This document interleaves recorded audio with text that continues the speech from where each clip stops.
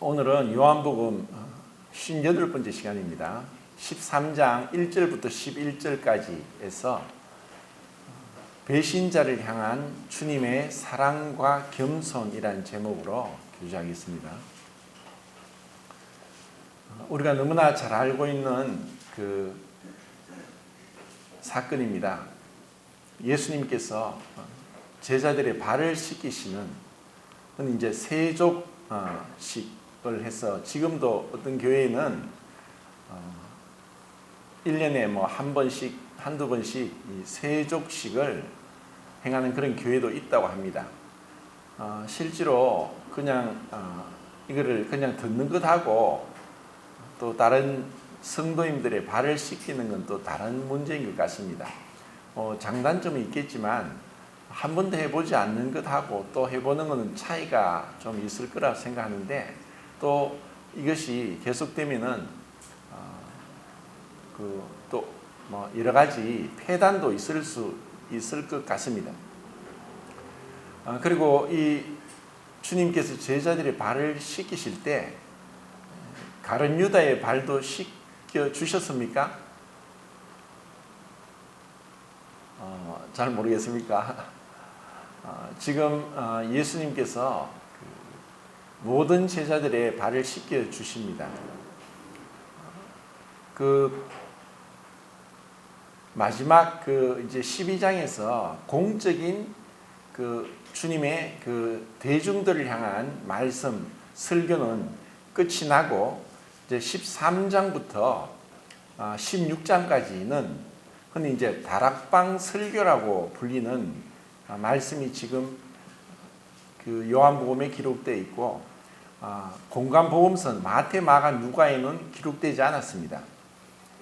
굉장히 주님의 개인적이고 제자들에게 마치 자녀에게 하는 그런 친밀한 개인적인 그런 말씀이 있고, 그리고 이제 14장, 15장, 16장에서 이제 특별하게 성령에 대한 그런 말씀이 많습니다. 성령에 대해서 그렇게 왜 말씀하시느냐?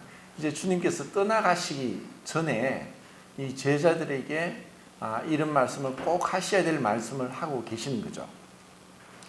근데 이제 다른 공관복음서에서 볼 때는 마태복음에서는 감람산 설교라고 해서 24장, 25장에 주님이 이제 잡히시기 전, 체포되기 이전에 이 세상의 마지막 될 일에 대해서 그런 말씀을 하십니다.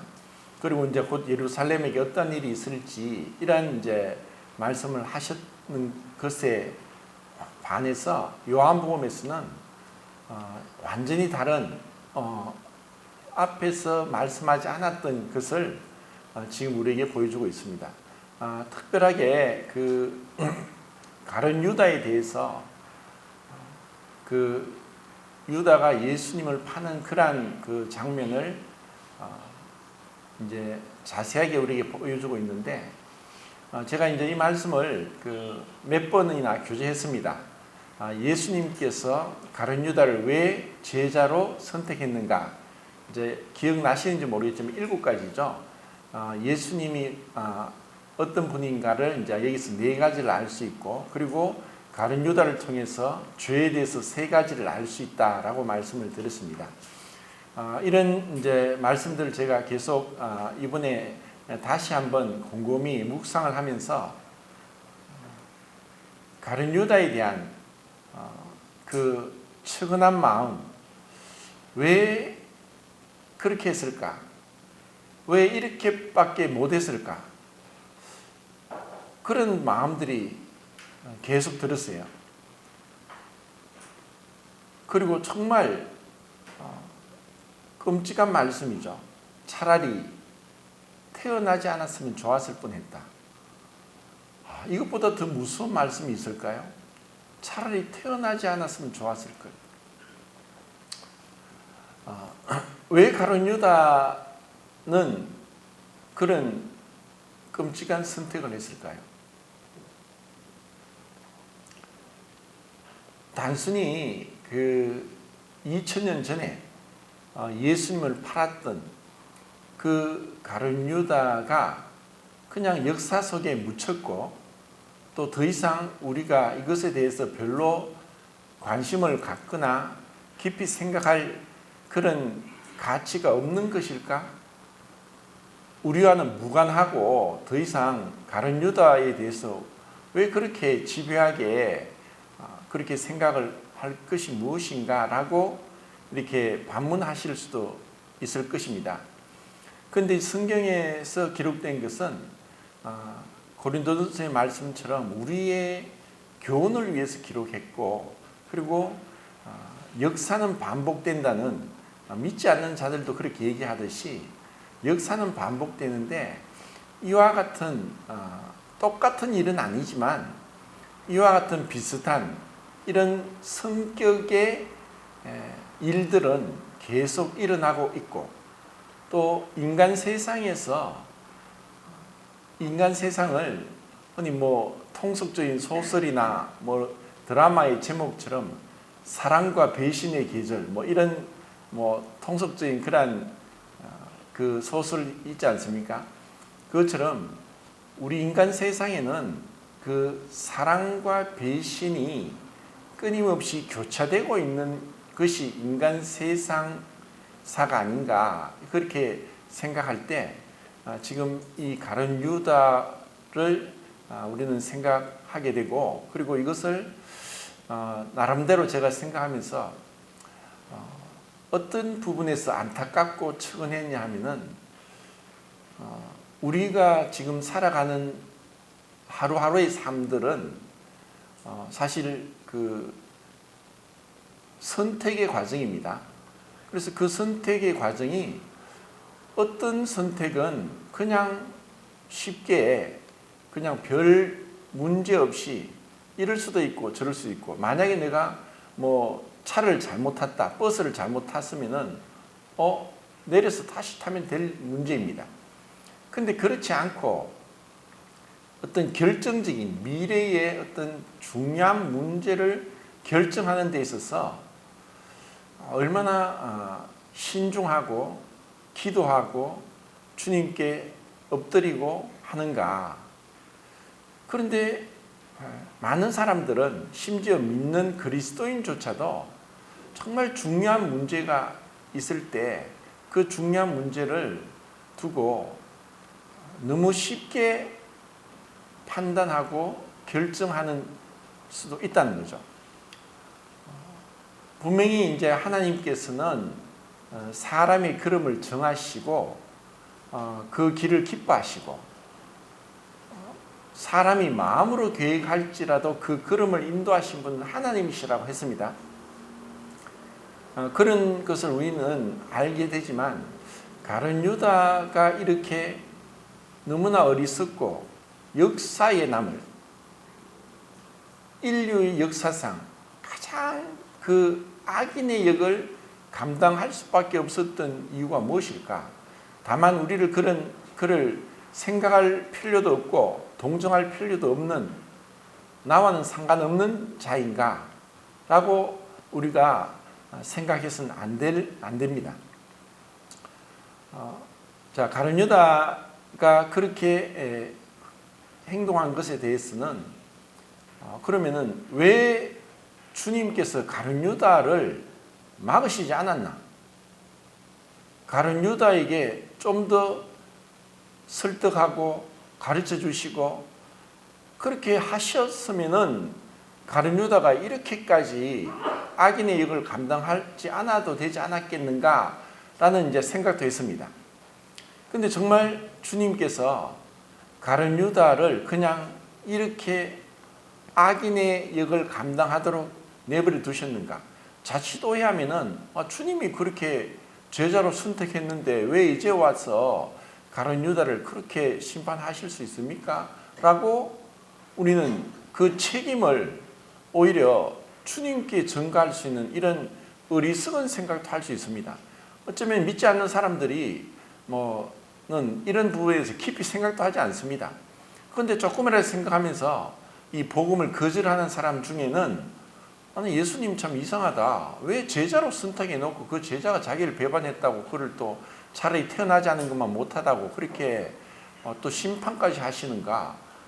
그리고 그 심판이 정말 그냥 끝나는 게 아니라 영원한 심판이다. 이거 정말 정말 하나님이 무서워서 내가 믿겠습니까? 이렇게까지도 생각할 수도 있습니다. 근데 우리는 많은 생각도 하고 또 판단도 하고 결정도 내리고 있지만 이것을 보면서 제가 어떤 이제 묵상을 했냐면은 그래 우리는 어쩔 수 없이 어떤 부분에 있어서는 내가 선택을 해야 된다. 근데 그 선택한 것에 대해서 책임을 져야 된다.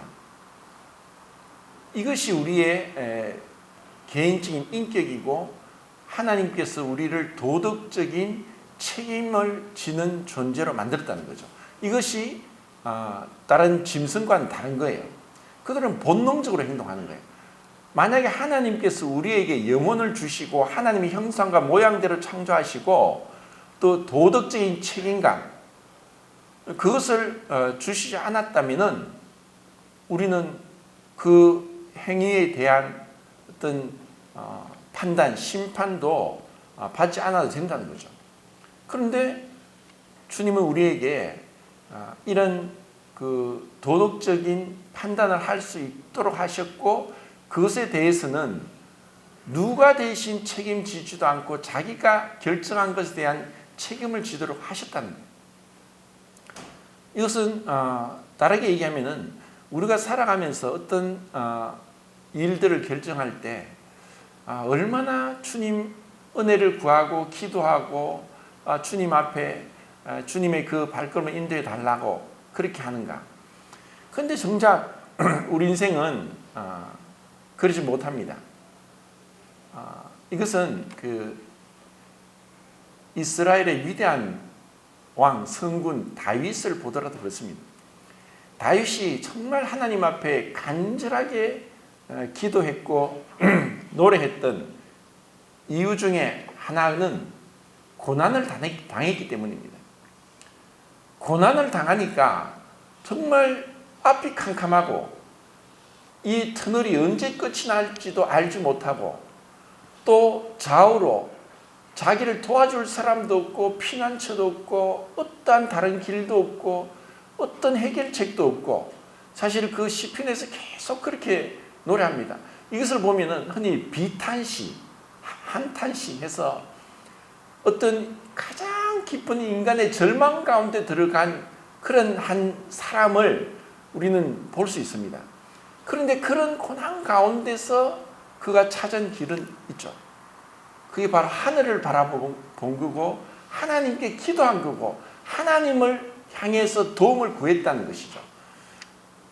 이것은 어떤 부분에서는 하나님께서 우리를 다루시는 하나님께서 우리를 만드신 분이고 우리의 체질을 아시는 분이기 때문에 우리에게 어떤 어려움을 주시는 것은 단순히 우리를 괴롭히고 우리를 어려움에 빠뜨려서 그것으로 인해서 그분이 어떤 괜한 어떤 다른 목적을 가진 게 아니라 그런 고난이 아니고서는 우리가 하나님 앞에 엎드리지 않는 존재라는 것을 그런 죄에 빠져 있다는 것을 주님이 아시기 때문이 아닌가.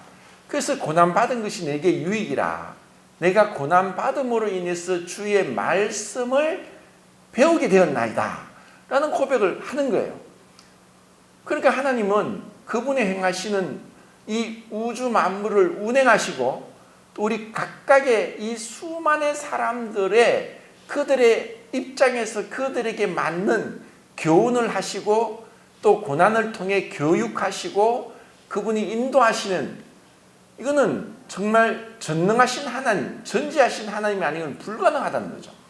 근데 그렇게 하시는데도 불구하고 가룟 유다와 같이 왜 이런 자를 왜 전능하신 하나님이 이러한 악을 행하도록 막지 않으셨느냐라고 그 화살을 하나님께 돌리면 안 된다는 거예요. 자, 그러면 우리는 그 하나님의 뜻을 우리는 분명히 알아야 되는데 많은 말씀을 찾지 않아도 돼요. 한 군데만 찾아보겠습니다. 에스겔서 33장입니다. 에스겔서 33장 11절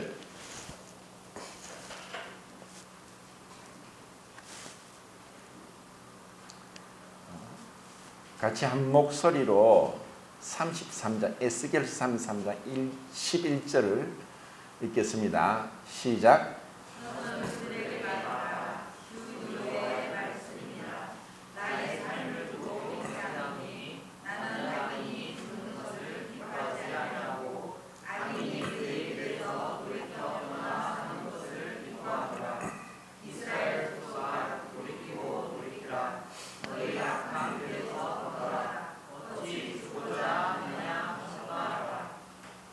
예, 그 에스겔서도 또 이런 말씀들이 보면서 우리는 하나님은 우리 악인이 그 회개하고 구원받기를 원합니다. 또 베드로서 3장 8절인가 9절에도 하나님이 그 모든 사람이 회개하여서 구원받기를 원하시고 그래서 기다리신다. 그 하나님은 이런 분인데 그 하나님이 그래서 이제 뭐 사랑은 오래 참고라고 하시죠. 사랑은 오래 참고. 이 말씀도 제가 이제 고린도전서 13장 말씀을 곰곰이 생각하면서 우리 편에서 오래 참는 것하고 하나님 편에서 오래 참는 것은 다르다는 거예요.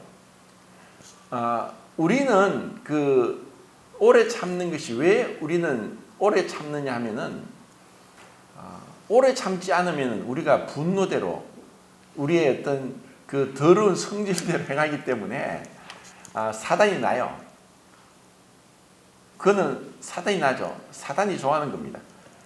우리 분노대로 우리의 그 감정대로 행하면은 어떤 사람하고도 우리가 화목하게 지낼 수 없어요. 그래서 우리가 오래 참는 것은 성령의 열매인 절제를 통해서 내 분노대로 행하지 않고 그 화를 누그러뜨리고 참으면서 주님께서 은혜 가운데 그 관계가 화목하게 되도록 사랑을 배우도록 한 것이 오래 참는 것이라면은 하나님께서 오래 참는 것은 그분은 우리를 향한 분노도 우리를 향한 어떤 감정의 기복도 없어요. 그분은 우리가 회개하기를 기다리시는 입장에서 기회를 계속 주신다는 거죠. 자, 그런 의미에서 가룟 유다에게도 사실 3년 반이라는 기회를 주님이 주셨어요. 그 어떻게 주셨느냐? 그분은 그 제자들에게 직접적으로 그분의 말씀하시고 가르치시고 비유를 해석해 주시고 또 그 제자들이 보는 눈 앞에서 바로 그 많은 기적들을 하나하나 다 행하셨고 또 이것으로 인해서 수많은 사람들이 따라다녔고 그리고 인간으로서는 행할 수 없는 너무나 초자연적인 하나님이 아니고는 할 수 없는 그런 어마어마한 기적들 행하심으로써 분명하게 그 앞에서 핑계치 못할 정도로 행하셨어요. 주님은 사실 전혀 하나님도 모르고 이 세상이 어떻게 이렇게 만들어졌는지 그런 것도 생각도 못하는 많은 미전도 종족, 나라와 백성들에게도 그들에게 양심을 주시고 양심에서 그 빛을 비추어서 그분을 알 수 있도록 그렇게 하신 것과 비교했을 때 가룟 유다는 이 세상의 그 누구보다도 확률적으로 아니면 특혜로서 이때까지 살았던 모든 사람들 중에 12명 중에 하나로 선택받은 영광을 받은 자예요. 얼마나 영광스러운 자리입니까? 그런 영광의 영광스러운 자리에 앉혀 놓았음에도 불구하고 가룟 유다는 그 예수님의 말씀과 기적과 또 예수님의 행하심에 대해서 완전히 마음을 닫고 있었다. 그러면 자, 여기서 우리가 요한복음 13장에서 사단이 가룟 유다 마음 생각을 주었다고 했고 또 마지막에는 그 마음 안에 유다 안에 사단이 들어갔다고 했습니다.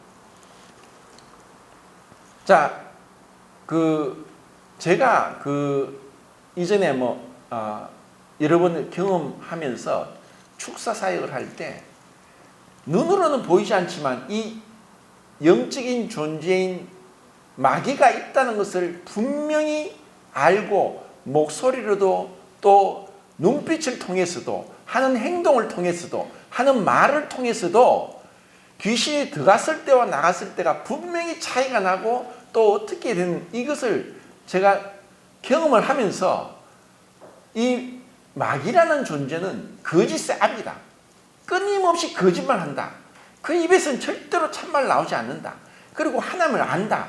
예수님 이름으로 포기하지 않고 나갈 때까지 끈기 있게 지치지 않고 믿음을 가지고 확신을 가지고 계속 기도하면은 이렇게 악하고 악한 마귀가 도망간다는 것을 경험했다는 거죠. 이것을 보면서 우리 사람은 빈 그릇과 같아요. 내가 하나님으로 가득 차든지 마귀로 가득 차든지 그러면 우리가 이렇게 생각할 수 있어요. 제가 뭐 이전에 그런 간증을 하면은 어떤 뭐 성도들은 제발 그 소리 좀 하지 않으면 좋겠다. 왜 자꾸 뭐 귀신 얘기를 하느냐. 정말 황당한 얘기를 하는 거예요. 아니 성경에 나오고 주님이 성경에 수많은 그런 예수님의 사역 중에 정말 거의 한 6분의 1은 귀신을 쫓아내는 사역이었어요. 이런 것을 내가 경험하지 않았다고 해서 내가 거슬린다고 해서 그런 설교하지 말라는 거예요. 자, 우리는 이 생각이 참으로 중요한데, 이제 제가 그 휴대폰을 늘 가지고 다녀요. 왜냐면은, 여기서 토크백 설정을 해 놓으면은, 여기 나오는 글자가 손가락만 되면 소리가 다 나니까, 시간도 알고, 성경 말씀도 나오고, 메시지도, 카톡도, 모든 게 다 소리로 다 들으니까, 저에게 있어서는 이게 눈과 같아요. 그리고 여기에 수백 건의 책이 들어가 있어서 그것을 그냥 손가락만 대면서 이제 이게 보니까 너무나 좋아요. 그런데 그 소리를 듣다가도 이 토크백이 나오면 이게 여기서 나오는 뭐 재난 문자 메시지 아니면 음성 다른 문자가 왔든지 그러면 그런 소리가 다 똑같이 들리거든요. 그러면 이전에 듣던 거하고 같이 소리가 겹쳐져 버리면 무슨 말인지 몰라요. 다른 소리가 들어오면은 내가 듣던 것에 대해서 전혀 들을 수 없는 거죠. 이거 마치 어떤 아이가 TV에 빠져서 막 TV를 보고 있는데 옆에서 엄마가 얘야 밥 먹어라 밥 먹어라 못 듣는 거죠. 왜냐하면 그곳에 빠져 있으니까. 우리의 생각이 어떤 것에 빠져 있으면은 다른 소리를 못 듣는 거예요. 그런데 마귀는 그냥 생각을 집어넣는다. 그럼 모든 것이 그러면 어떤 사람들은 우리 인간 세상의 모든 것을 그렇게 마귀와 연관지어서 생각하면 이것은 문제가 되지 않느냐. 문제가 될 수도 있어요. 그런데 또 단언하건대 그렇지 않다라고도 말할 수 없어요. 왜냐 우리는 그 경계선을 몰라요. 왜냐하면 성경에도 공중의 권세 잡은 자가 지금도 불순종의 아들들 가운데 역사하는 영이라고 했습니다. 그리고 택한 자마저도 삼키려고 하고 그렇게 달려든다고 했기 때문에 주님께도 그 감히 주님에게도 가서 시험하고 여러 가지로 그렇게 주님을 회방하고 방해했었는데 우리 같은 자에게 나는 구원받았으니까 구원받은 자에게 더 이상 마귀가 얼씬거리 못해 그렇게 말할 수 없는 거예요. 택한 자마저도 삼키려고 우는 사자같이 달려든다고 했기 때문에 그럼 이 생각이란 것은 그냥 오는 게 아니라 가룟 유다가 어떤 마음에선지 계속 주님의 그 사역을 보고 말씀을 들어도 그것을 듣지 않았다는 거예요. 흔히 그런 말 있죠. 등잔 밑이 어둡다.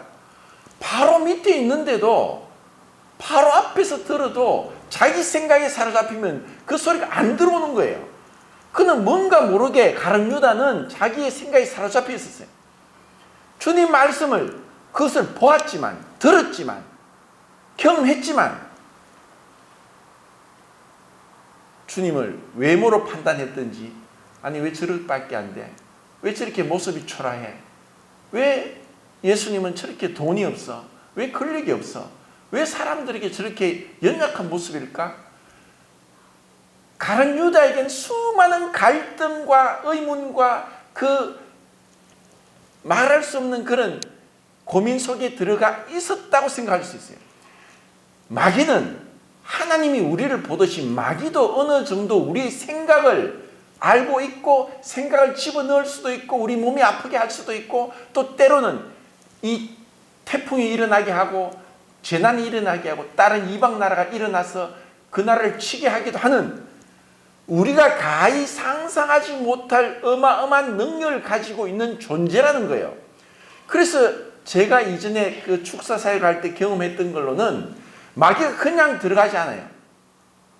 뭔가 제가 경험한 첫 번째, 부모가 어떤 심각한, 제가 알기로는 부모가 계속 아들을 낳기 위해서 낙태를 했어요. 정말 낙태를 해서 나중에 아들이 태어났는데 이 아들이 어릴 때부터 귀신 들린 정상적인 생활을 못하는 그런 경우도 있고, 본인이 어떤 죄를 인해서 마귀는 뭔가 빈미가 있어요. 이 뱀과 같아서 뱀도 딱 막힌 데는 못 들어가는데 조금이라도 틈만 있으면 뱀은 그걸 뚫고 들어가요. 그리고 뱀이 못 가는 데가 없어요. 저는 저 시골에 가서 전깃줄이 이렇게 처음 이제 지붕 위로 갔는데 뱀이 땅에서 전깃줄을 휘 감으면서 지붕 위로 가는 걸 보고 깜짝 놀랐어요. 뱀이 물 위로도 갈 수 있고요. 모래 위도 갈 수 있고 바위 위를 갈 수 있고 자가 위를 갈 수 있고 뱀이 못 가는 데가 없어요. 뱀은 다 알고 있어요. 그래서 가룟 유다가 계속 이런 의문을 하고 이것을 믿지 않고 불신을 하고 계속 갈등을 하니까 가룟 유다에게 들어가서 그에게 생각을 집어넣는 거예요. 먼저는 야, 너 지금 헛숭하는 거야. 저 사람 따라봤자 너 소용이 없어. 저 사람 나중에 그냥 비참하게 죽어. 힘이 없어. 네가 사람들은 구세주다 그렇게 따라가지만 봐. 정작 그분이 무엇을 가지고 있어? 권력도 없어. 돈도 없어. 이런 인간적인 세상적인, 마치 지금 세상 사람들이 예수님 말씀을 전하면은 안 듣겠다, 듣기 싫다, 전하지 마라, 뭐 지옥 가면 되지, 온갖 악한 말을 하는 것처럼 이런 악한 생각을 하고 있는 것을 마귀가 모를까요? 알고 있습니다. 그러니까 마귀가 딱 가룟 유다를 탁해로 삼아서 생각을 집어넣었고, 그리고 생각을 집어넣고 그 생각에 조정되는 거예요. 생각에 조정돼요. 그리고 마지막에는 사단이 그 속에 들어가요. 생각을 허용하니까, 자, 이거는 마치 뭐가 같냐면 내가 집안에 있는데 내가 문을 잠그지 않았어. 근데 도둑이 문을 열고 들어왔어요. 들어왔는데 안방을 차지하고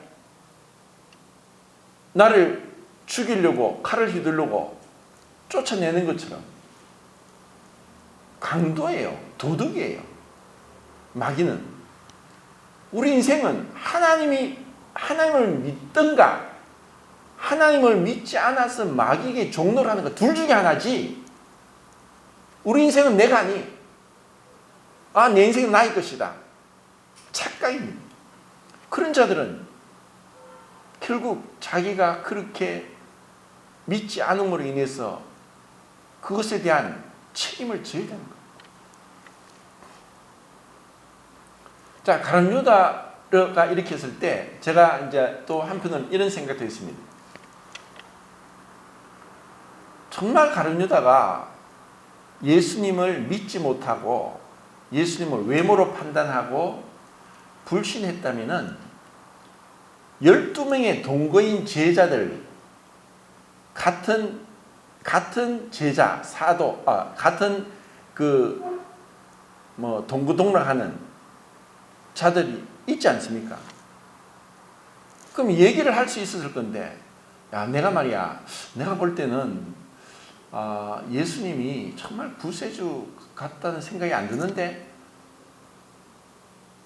뭐냐, 구세주라면은 구약 성경에 예언된 메시아라면은 말을 타고 그 위험스러운 그런 영광스러운 옷을 입고 와서 그 로마 그 병사들을 다 짓밟고 우리를 이 로마의 식민지에서 해방시켜 주셔야 되지 않느냐.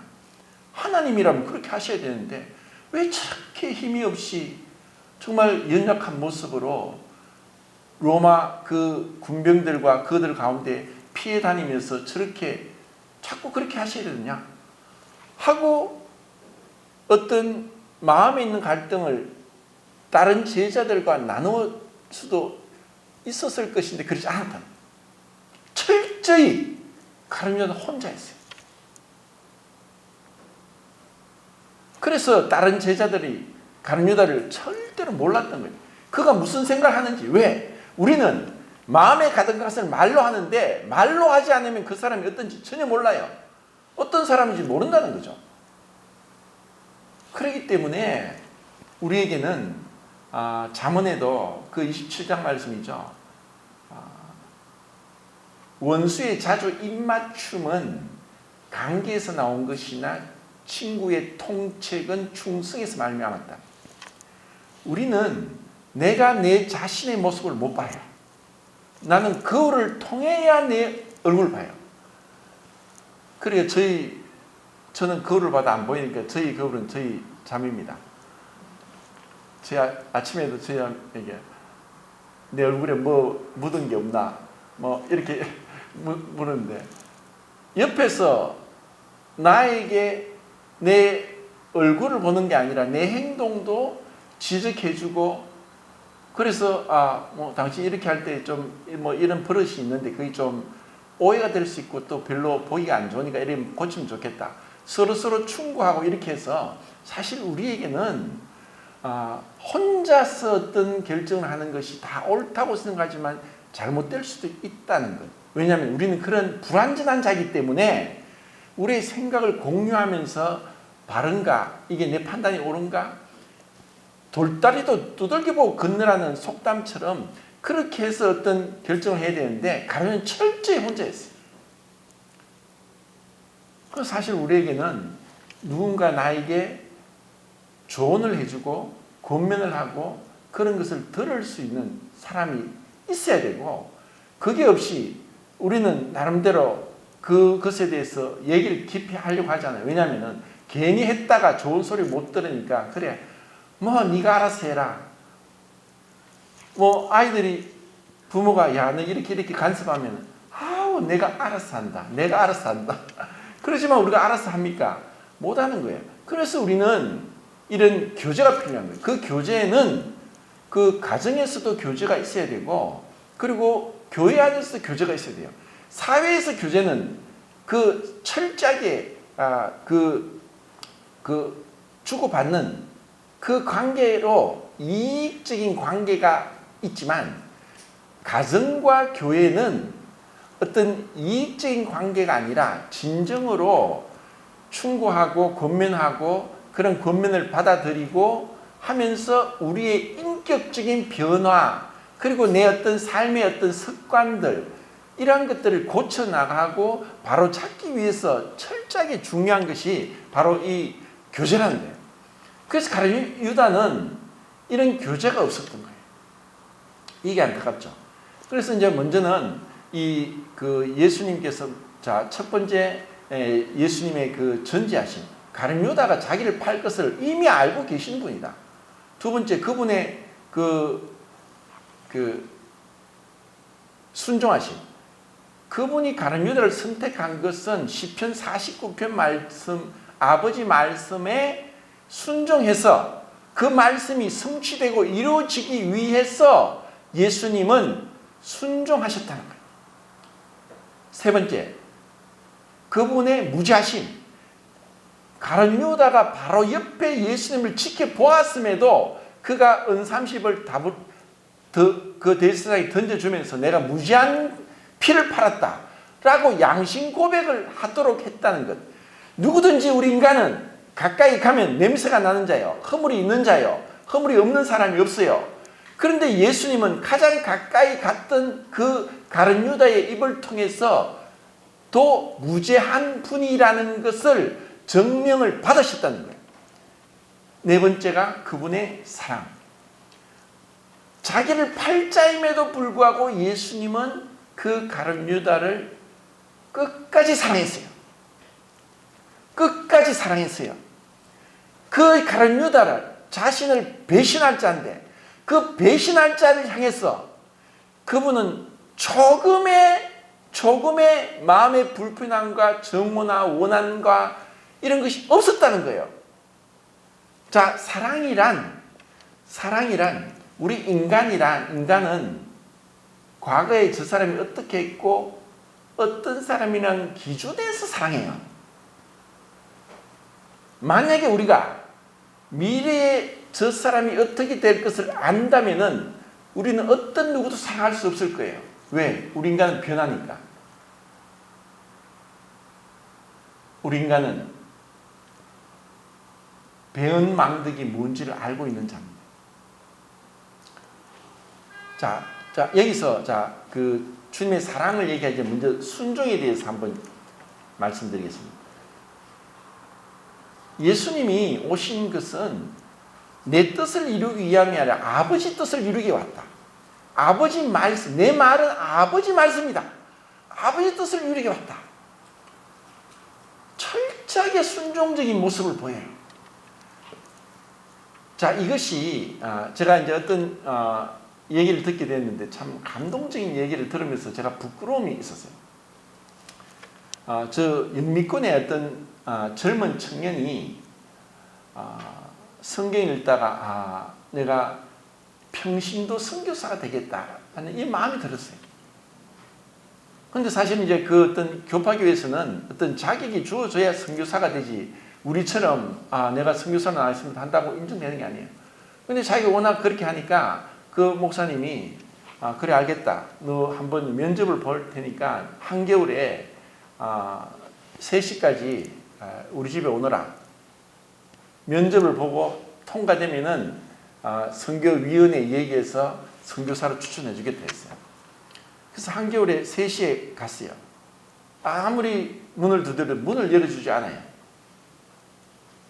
기다리고 1시간, 2시간, 3시간, 5시간을 기다리니까 8시에 문을 열어주는 거예요.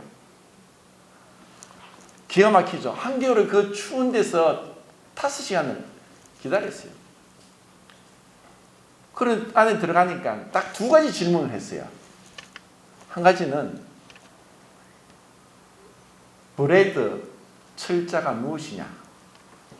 브레드, 빵이죠. BREAD입니다. 그래. 그것도 한 가지 더 묻겠다. 2 곱하기 2는 무엇이냐? 4입니다. 됐다. 돌아와라. 내일 선교위원회에 가서 내가 늘 추천하겠다. 그래 돌아왔어요. 아니 5시간을 기다렸는데 고작 그 2가지 질문을 했어요. 근데 정말 이 목사님이 지혜로운 분인데 네가 정말 선교사를 가기 위해서 성경을 얼마나 알고 있느냐, 성경을 몇 번 읽었느냐, 기도를 몇 시간 하느냐, 네가 은사가 뭐냐, 네가 어떻게 할 겠느냐, 네가 의학적인 능력이 있느냐, 이런 걸 다 물어보고 테스트하고 또 그것에 합당하게 해야지. 준비도 안 된, 훈련도 받지 않은 군사가 전쟁터에 나가면 총 맞아 죽어요. 선교지는 전쟁터죠. 최일선이죠.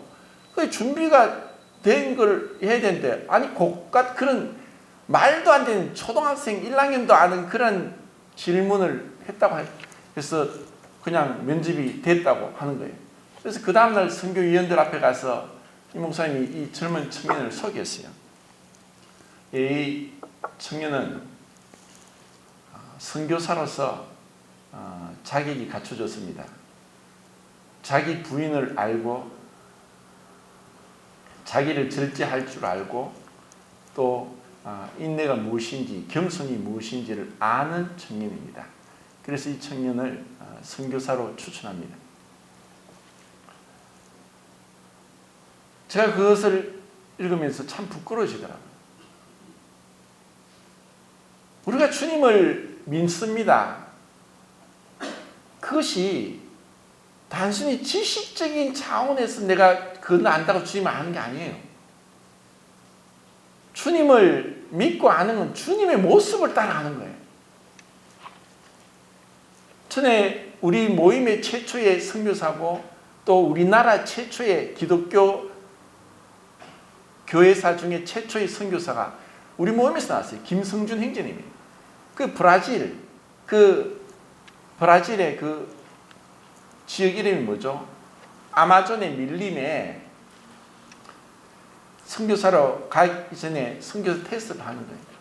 그분도 선교사 그 어떤 면접을 보는데 어떤 방 안에 갔어요. 가니까 아무도 없어. 근데 이제 나중에 그 면접 보는 분이 와서 의자가 하나 있는데 의자에 딱 앉으라고 했어요. 그리고 자기는 이제 그 앞에 흔들 의자 앉았는데 흔들 의자 앉아서 흔들 거리니까 이 앞에 있는 이 김성준 그 형제님 앞에 이 신발이 코앞에 올라갔다가 내려갔다 올라갔다 그래 그 앞에서 신발이 코앞에 올라갔다 내려갔다 내려가는데 사람이 얼마나 기분 나쁩니까? 그런데 계속 그냥 꼼짝 안 하고 있었어요. 말 한마디 안 했는데 됐다. 선교사로 나가라고. 우리가 주님을 따라간다는 것은 어떻게 보면 삶의 태도예요. 어떤 옳고 그름을 따지고 성경이 이렇습니다. 몇 장 몇 절에 어떻게 있습니다. 제가 이런 은사가 있습니다. 저는 이런 은사로 할 수 있습니다. 그게 아니라는 거예요. 주님이 우리에게 원하는 것은 내 삶의 태도고 인간에 대해서 내가 어떠한 자세로 어떻게 대하느냐, 어떻게 말도 안 되는 상황 가운데서도 내가 순종적으로 주님의 겸손을 배우고 주님의 뒤를 따라가느냐는 거예요. 우리는 주님에게서 이걸 봐야 되는 거예요.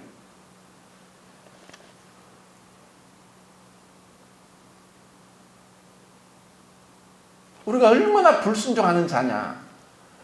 우리 생각대로 하는 거예요. 내 생각이 그렇습니다.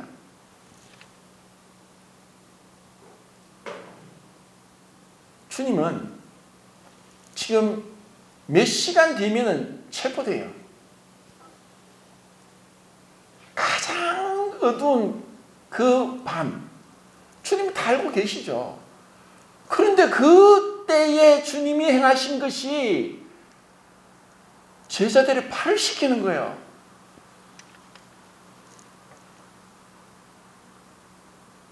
사랑은 말로 되는 게 아니에요. 사랑은 참 어떻게 배우느냐? 인간관계를 배워요. 그래서 제가 청년들에게 결혼하라는 이유가 결혼을 하지 않으면 진짜 사랑을 몰라요. 왜? 결혼하고 나서 내가 정말 사랑할 수 없는 존재구나. 나에게 사랑이 없구나. 내 힘으로 안 되는구나. 내 힘으로 안 되는구나를 깨닫는 거예요. 주님 앞에 나가지 않으면 주님이 사랑이에요. 하나님이 사랑이기 때문에 하나님이 주시지 않으면 우리가 받을 수 있는 아무도 것 없어요. 그 갈등이 오고 이 마음이 괴롭고 할 때 주님 앞에 무릎 꿇는 거예요. 그리고 어떻게 보면 우리가 사랑을 받고 살았는데 몰라요. 어떻게 하든 정도의 차이는 있을지언정 부모가 우리를 사랑으로 키워줬어요. 근데 그 부모는 우리를 어떻게 사랑했냐? 무조건적으로 어느 의미에서는 왜냐? 어린아이가 부모를 살 수 있는 게 아무것도 없어요. 잠도 혼자 못 자고 잠도 재워줘야 먹여줘야 되고 씻겨줘야 되고 입혀줘야 되고 돌봐줘야 되지. 그 갓난 아이들을 보십시오. 부모가 전적으로 그냥 대가 없이 조건 없이 그냥 부모는 계속 베푸는 거예요. 그것을 통해서 우리는 사랑을 배우게 하는 거예요. 그리고 내가 이럴 때 부모가 나를 이렇게 키웠구나. 사랑을 관계를 통해서 경험을 통해서 배우게 하는 거예요. 그렇다고 해서 제가 보니까 결혼했다고 해서 다 사랑을 경험하고 성숙하는 것도 아니고 결혼해도 여전히 그냥 각자 자기 방송을 틀고 자기 말만 하는 사람도 있고 또 자식을 낳아도 자식은 내 몰라라 하고 그냥 내가 더 중요해서 자식은 안중에도 없고 그런 부모도 많고, 또 어떤 부모는 지극정성이지 어떤 부모는 그에 비해서 또 덜한 그런 부모도 있고 천차만별이에요. 전혀 혼자 살면서도 자식이 없어도 주님으로 인해서 주님의 겸손과 순종과 사랑을 배울 수 있는 사람도 있고, 모든 게 갖춰져도 가룟유다처럼 모든 것을 갖춰 주었음에도 불구하고 주님을 믿지 않는 자가 있다는 거예요.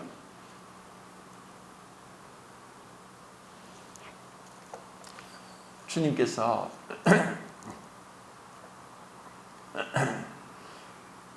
그 가룟유다의 발을 씻기실 때 조금도 차별하지 않았던 거예요. 주님은 사랑에 어떤 점도 없고 허물도 없어요. 로마서 12장 19절에 보면 네 원수가 원수 갚는 것이 내게 있으니 하나님께 맡기고 내 원수가 줄이거든 먹이고 목마르거든 마시게 하라. 내 원수가 줄이거든 먹이고 목마르거든 마시게 하라. 이 가능합니까? 우리는 사랑한다고 하면서도 다른 사람에 대해 관심을 갖기보다 내 어떤 필요나 내 어려움이 더 크기 때문에 다른 사람의 필요를 채워주는 사랑을 실천하지 못할 때가 많은 자가 우리 인간이에요.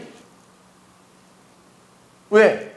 내 안에 내가 너무 많으니까 다른 사람 필요가 안 보이는 거예요. 부모가 아이를 낳았어. 근데 아이가 아무것도 못해. 그런데 이 아이의 필요에 대해서 왜 우는지, 배가 고픈지, 어디가 아픈지, 뭔가 불편한지 전적으로 그 아이의 입장에서 그 아이를 돌보기 위해서 내가 피곤하고 잠이 오고 힘들고 다른 큰 일이 있어도 사랑이란 내 자신에서 벗어나서 상대방의 필요를 채워주는 거예요. 그런데 우리가 인간관계를 통해서 정말 다른 사람의 필요를 채워주고 편하게 해주고 그리고 유익하게 해주고 기쁘게 해주고 이런 걸 모를 수 있다는 거예요. 왜? 내가 더 중요하니까. 하나님께서 제가 오래전에 말이 새끼를 낳는 걸 봤어요. 제가 깜짝 놀랐어요. 말이 그 큰 말은 등까지 높이가 한 2m 돼요. 그게 이제 경주용 말인데 그것은 가격도 1억이 넘고 다리가 얼마나 깁니까? 그런데 새끼가 그 높은 데서 뚝 떨어져요. 뚝 떨어졌는데 꿈틀꿈틀 거리다 벌떡 일어나서 툭툭툭 걸어가더라고요. 동물들은 다 그래요. 그렇지만 최소한 1년, 2년, 3년까지는 부모가 돌봐주고 나중에 독립해요. 그런데 사람은 그 20년 이상을 돌봐줘야 돼요. 그 돌봄이 없으면 우리는 살아갈 수가 없어요. 그런데 우리가 그런 사랑을 받아도 그 사랑을 잊어버리고 또 그 사랑을 모르는 거예요. 지금 그 제자들을 향해서 만약에 우리가 그 입장이고 곧바로 몇 시간 뒤에는 어마어마한 일이 닥치고 그 비참한 그리고 굴욕적인 그리고 처참한 그 십자가형으로 그 사람들 앞에서 죽임을 당해야 되는 것을 알고 계시는 주님께서 그 마지막에 제자들의 발을 씻기시고 내가 주와 선생이 되어서 너희 발을 씻긴지 그 너희도 서로 발을 씻기라. 주와 선생이 되어서 이 마지막 때 누가복음 22장에 그 주님의 죽은 마지막 때 그들이 22장 24절부터 27절까지 보면은 무슨 일이 있었냐? 제자들끼리 서로 누가 크냐 하고 다투고 있었어요. 누가 크냐? 사실 이 남자들은 뭐 속된 말로 대가리가 되려고 하지 꼬리가 되려고 안 해요. 내가 내 뜻대로 하고 싶고 내가 장이 되고 싶지 누가 밑에 들어가서 하려고 하는 사람은 없어요. 만약에 그런 사람이 진정으로 어떤 충성과 신화된 모습을 보이기보다는 그것을 한 사람을 그 우두머리에 어떤 권세를 빌어서 자기도 그 나름대로 어떤 권세를 차지하고자 하는 정말 악한 마음이 있어요. 주님은 다 아시겠죠. 서로 싸우는 거예요. 내가 더 크다. 아니다. 내가 더 크다. 주님이 그 누가복음 20장 27절에 세상 사람들은 권세를 잡고 다스리고 큰 자가 되고자 하지 작은 자가 되려고 하지 않는다. 하지만 나는 섬기는 자로 너희 중에 있느니라. 나는 섬기는 자로 너희 중에 있느니라. 발을 씻기는 게 뭐냐? 이 발이란 제가 이것을 생각하면서 히브리어로 한 걸음 한 걸음이 파사입니다. 그런데 파사에서 어떤 단어가 나오냐? 페사가 나와요. 사실 히브리어는 모음이 없기 때문에 자음은 똑같은 글자라 자음에 따라서 파사가 되고 페사가 돼요.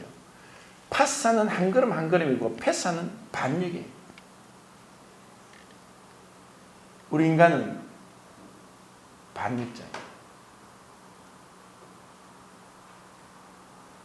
배신자예요.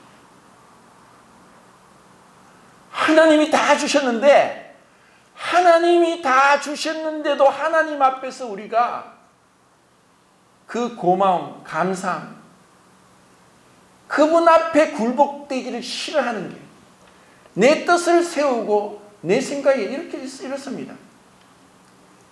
왜 기도하지 않느냐? 기도 안 해도 살아가니까. 주님의 뜻을 구하는 것보다 그냥 내가 판단하니까. 어느 교회를 가도 제일 참석률이 저조한 게 기도입니다.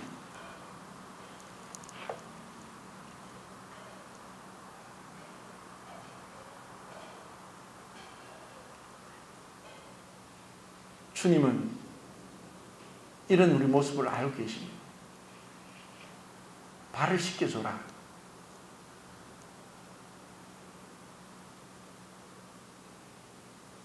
우리는 그 걸음걸음이 하나님 앞에서도 사람 사이에서도 각기 자기를 가요.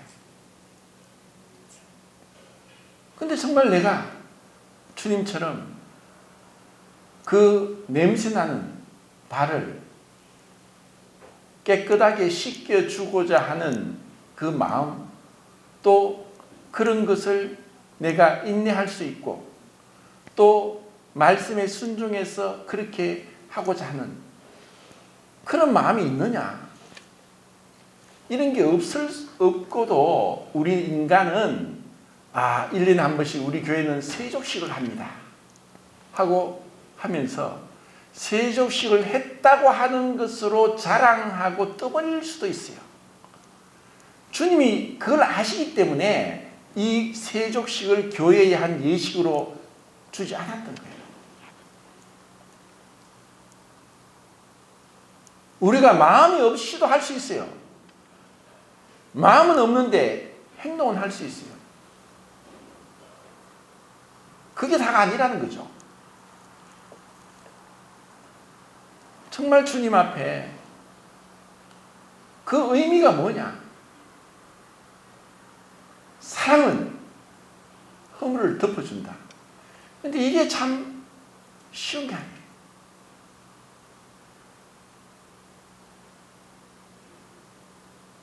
쉬운 게 아니에요. 사랑은 허물을 덮어주고 그리고 그 발을 씻겨줌으로 이 사람이 좀 더 편하게 되고 유익하게 되고 세워주고자 하는 그 마음이 우리의 행동의 동기가 되어야 된다는 거죠. 그리고 베드로가 나는 씻으면 안 됩니다. 너무 자기의 어떤 단순 무식한 사람이 어떻게 감히 주님이 내 발을 씻깁니까? 근데 주님은 발을 씻길 필요가 없어요. 그 앞에 12장에서 마리아가 향유 옥컵을 깨뜨려서 발에 부었어요. 이거는 상징적으로 주님은 죄가 없다는 것이고 그분은 영광을 받으셔야 된다는 것을 상징적으로 보여줘요. 바로 다음에 바로 제자들의 발을, 우리는 누구나 다 발을 씻겨야지, 씻어야지, 씻지 않고서는 내 스스로도 그렇고 다른 사람에게 피해를 주고 냄새나고 불결해서 다른 어떤 그런 관계가 계속 만약에 내가 씻지 않아서 냄새가 나면은, 전에 그런 사람이 있었어요. 구도자가 너무 안 씻으니까 옆에가 차를 탔는데 머리가 아파 죽겠어요. 한겨울에도 창문을 열고 왔어요. 머리가 너무 아프니까. 왜? 씻지 않았어. 내가 스스로도 씻을 수 있는 것도 있지만 여기서 네가 네 발을 씻지 왜 남의 발을 씻어주냐?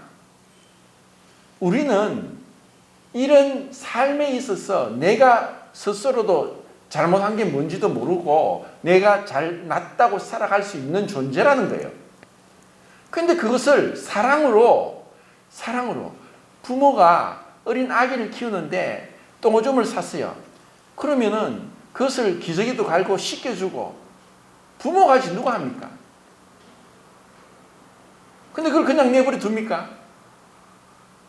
그것처럼 발을 씻겨주는 것은 때로는 우리에게 이 삶의 태도에서, 자세에서, 동기에 있어서 주님 앞에서 정결하지 못할 수 있고 또 마귀에게 속아서 내가 스스로 잘한다고 했으니까 내가 알아서 하니까 간섭하지 마세요. 그게 아니라는 거예요. 우리는 함께 한 지체고 한 몸의 지체라서 한 가족이에요. 사랑하는데 사랑하는 자녀가 그냥 거짓말하고 나쁜 애가 얼로 다니고 그래 니 잘한다 니 하고 싶은 대로 해라고 내버려둘 부모가 어디 있겠습니까? 예, 시간이 다 됐네요. 한번 목욕 한 잔 더 목욕할 필요가 없고 발만 씻으면 된다. 이미 우리는 목욕을 했습니다. 그렇지만 발은 씻어야 됩니다. 그리고 서로 씻겨줘야 되는 거죠. 이런 참된 의미를 여기서 발견하면 좋겠습니다. 감사합니다.